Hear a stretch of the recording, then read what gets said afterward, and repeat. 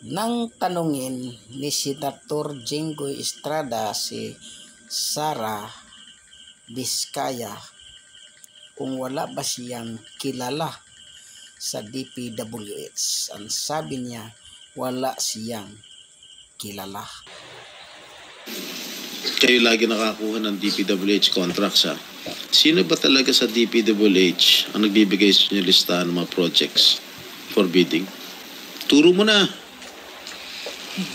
Wala po akong knowledge po. Talaga?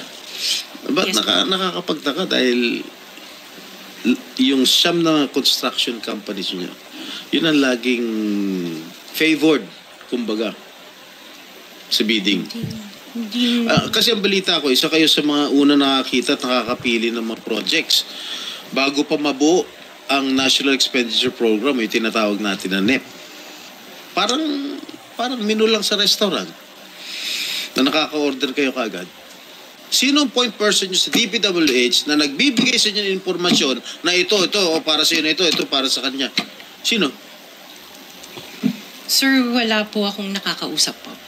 Wala kang kilala sa DPWH? Wala po. Hindi kami maniniwala niyan, wala kang kilala sa DPWH. Meron ako yung mga engineer, yung mga district engineer.